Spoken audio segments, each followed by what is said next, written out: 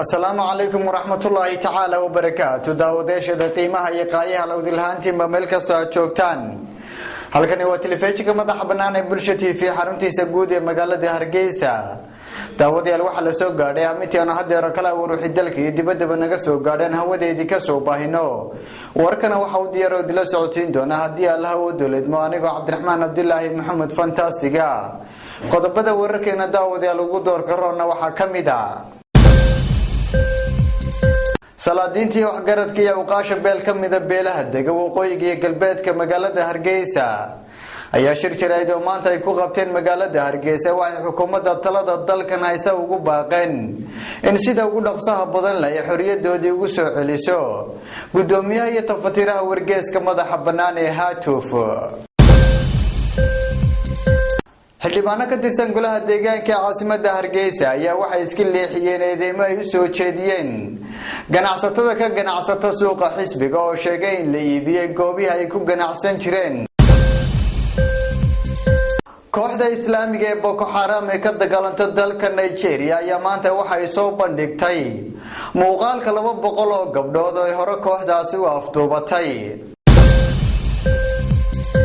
meydka taariibiyaal ku haligmay badda Tripoli ayaa ku soo caariyay xeebta Tripoli aqoonyahanka madax dhaqameedka iyo waliba salaadiinta iyo waxgaradka gobolka Awdal ayaa waxay si weyn u soo dhaweeyeen isla markaana ay tilmaameen inay taageersan yihiin musharaxnimada madaxweyne Axmed Silaayo oo mar labaad ugu tartamayo jagada madaxtinimada ee doorashada soo socota daawadayaal kuwaas waxa weyn qodobada wararkeena ugu door corona tan ku soo dhawaada warka oo faahfaahsan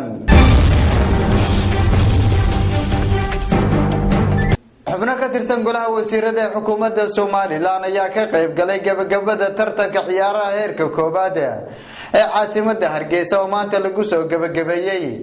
stadiumka magaalada Hargeysa mar kale faahfaahinta warkaasi waxaa noo haya wariyahayga Sakariya Sudaysi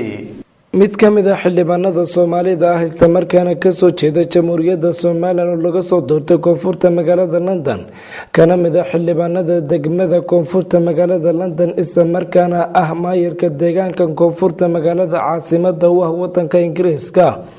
ee London oo lagu magacaabo Cabdullaahi Badmaax